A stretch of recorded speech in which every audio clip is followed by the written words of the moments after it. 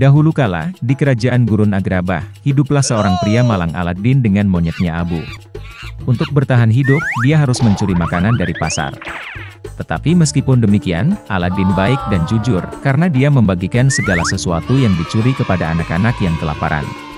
Suatu hari, saat berjalan-jalan di kota, Aladdin memperhatikan bagaimana seorang pedagang apel mengancam seorang gadis muda. Dia memberikan sebuah apel kepada anak itu tanpa meminta, dan sekarang dia harus membayar. Melihat penjual itu memanggil penjaga, Aladdin memutuskan untuk menyelamatkan gadis itu. Dia meraih tangannya dan membantunya bersembunyi. Namun para pengawal masih berhasil menyusul para buronan. Dan ternyata gadis yang diselamatkan Aladdin adalah Putri Jasmine. Para penjaga memenjarakan pria itu di penjara bawah tanah. Malam itu juga, penasihat jahat Sultan Jafar berjalan ke selnya. Dia menjanjikan kekayaan yang tak terhitung jika Aladdin membantunya memberinya lampu ajaib dari gua keajaiban. Dan Aladdin setuju. Jafar membawa pria dengan monyet itu ke gua, tetapi di depan pintu masuk melarangnya untuk menyentuh apapun kecuali lampu. Di dalam gua, Aladdin menemukan karpet ajaib dan lampu. Tapi Abu tidak tahan dengan larangan itu dan menyentuh salah satu batu rudi. Gua itu mulai runtuh. Kemudian karpet ajaib menangkap mereka, dan terbang menuju reruntuhan kastil yang hancur. Lama sekali Aladdin melihat lampu yang dibawanya dari gua keajaiban. Dia sangat berdebu. Ketika Aladdin menyeka lampu dengan tangannya, geni meledak. Dia mengumumkan kepada Aladdin bahwa dia telah berada di dalam pelita selama bertahun-tahun, dan untuk keselamatannya dia dapat memenuhi 3 permintaan apapun. Aladdin berjanji hanya akan menggunakan 2 permintaan, dan yang ketiga akan membebaskan geni dari lampu selamanya. Melihat bintang-bintang, Aladdin teringat pada sang putri. Dia jatuh cinta pada Jasmine, tetapi pencuri biasa tidak bisa membuat sang putri terkesan. Kemudian Aladdin menghabiskan keinginan pertamanya untuk menjadi seorang pangeran. Sesampainya di istana Sultan, Aladdin yang menyamar sebagai pangeran berusaha merebut hati Jasmine. Tetapi sang putri bersikeras, karena dia telah lama jatuh cinta dengan orang biasa yang menyelamatkannya di pasar. Sementara itu, Jafar memperhatikan pangeran palsu di istana. Penasihat jahat itu menipu orang itu ke dalam menara, dan dengan ancaman mulai muncul di mana lampu ajaib itu berada. Tidak mendapat jawaban, Jafar mendorongnya dari menara tinggi ke laut. Tiba-tiba Abu terbang dengan lampu dipermadani, dan Aladdin berhasil menggosoknya. Kemudian jin muncul, dan menyelamatkan mereka, dengan demikian menggunakan permintaan kedua. Kembali ke istana, Aladdin memberitahu Sultan bahwa Jafar adalah penyihir jahat yang akan mengkhianati kerajaan. Sultan menangkap penasihatnya, tetapi di malam hari sang dukun berhasil keluar dari penjara bawah tanah. Dia berjalan ke tempat tinggal Aladdin dan mencuri lampu, menjadi pemilik baru geni. Jafar menghabiskan keinginan pertamanya untuk menjadi sultan.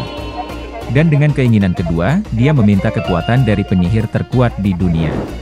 Setelah menerima miliknya, Jafar secara ajaib memindahkan pria dengan monyet itu ke gurun es. Dan dia memutuskan untuk memaksa Putri Jasmine menikahi dirinya sendiri. Saat upacara pernikahan sedang berlangsung, karpet ajaib menemukan di mana Aladdin dan Abu berada, dan kemudian mengembalikan mereka ke kastil. Melihat Jafar, Aladdin mulai menggodanya, menyebutnya sebagai orang kedua yang berkuasa setelah jin.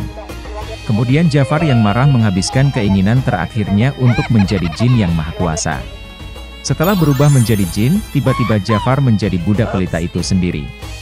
Melemah, dia berjanji akan balas dendam pada Aladdin.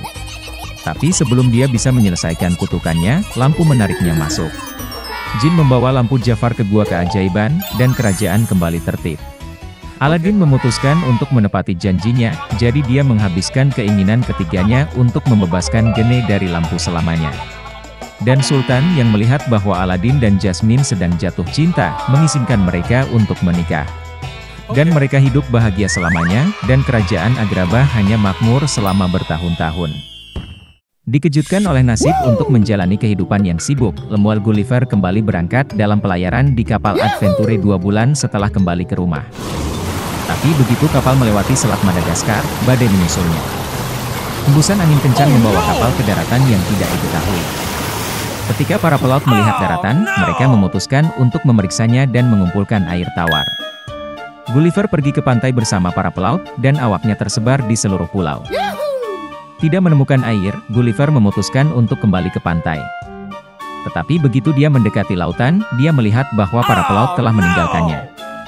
Mereka berlayar dengan layar penuh dari raksasa besar yang mengejar mereka. Karena ketakutan, Gulliver bergegas masuk ke pedalaman pulau. Dia berlari ke ladang gandum dengan telinga besar dan menyadari bahwa dia berada di tanah raksasa. Gulliver duduk untuk beristirahat. Tetapi sebelum dia sempat mengatur napas, dia melihat kaki besar yang akan menginjaknya. Gulliver mulai berteriak sekeras yang dia bisa. Dan raksasa itu memperhatikannya. Dia mengangkat Gulliver dengan tangannya, memeriksanya dengan saksama, dan membawa pria kecil itu ke pemilik petani. Petani itu mencoba berbicara dengan Gulliver, tetapi suaranya sangat keras sehingga membuat pria kecil itu tuli. Kemudian pemiliknya membawa pulang Gulliver. Di rumah, keluarga petani sedang mempersiapkan makan malam. Pria kecil itu duduk di atas meja di mana potongan besar daging sapi dan roti tergeletak. Tetapi sebelum Gulliver sempat memecah rotinya, putra petani itu mengambilnya secara terbalik dan mulai mengocoknya. Dia mengira Gulliver adalah mainan dan mencoba memasukkannya ke dalam mulutnya. Kemudian sang ayah dengan keras mengancam putranya dan memintanya untuk memperlakukan lelaki kecil itu dengan lebih hati-hati. Belakangan, putri petani berusia 9 tahun itu membuatkan tempat tidur untuk Gulliver, menjahit pakaian untuknya, dan bahkan mengajarinya bahasa raksasa. Gadis itu memberi Gulliver nama Grildrik yang berarti kurcaci.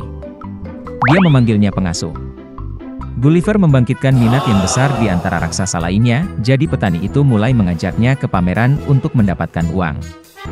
Tetapi pertunjukan yang sering dilakukan merusak kesehatan Gulliver. Kemudian petani itu dengan senang hati menjual pria kecil itu kepada ratu. Jadi Gulliver pindah ke istana dan menjadi kesayangan keluarga kerajaan.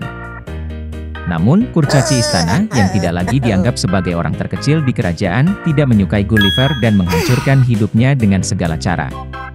Suatu ketika Gulliver sedang berjalan-jalan di taman, kurcaci mulai pengecut pohon apel.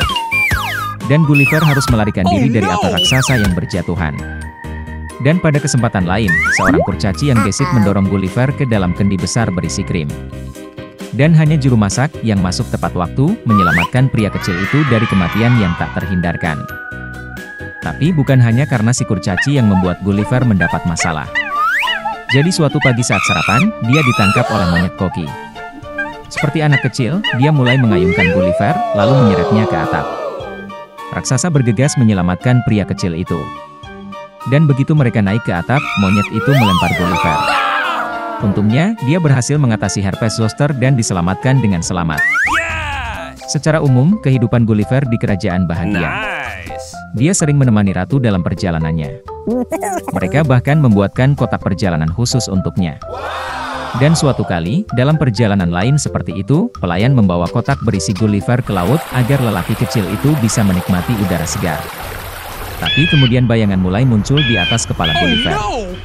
Seekor elang laut yang terbang melewati mangsa yang terlihat di dalam kotak. Dia meraih cincin ditutup peti dengan paruhnya dan membawa Gulliver ke laut. Pada suatu saat, burung itu melepaskan kotak itu, dan penangkarnya menemukan dirinya di laut lepas.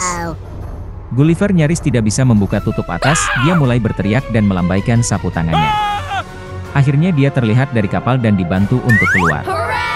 Jadi setelah semua petualangan itu, Gulliver kembali ke Inggris lagi. Untuk waktu yang lama dia tidak bisa terbiasa dengan benda dan orang dengan ukuran normal. Dan istri Gulliver, karena takut dia menjadi gila, melarang keras suaminya untuk memikirkan perjalanan.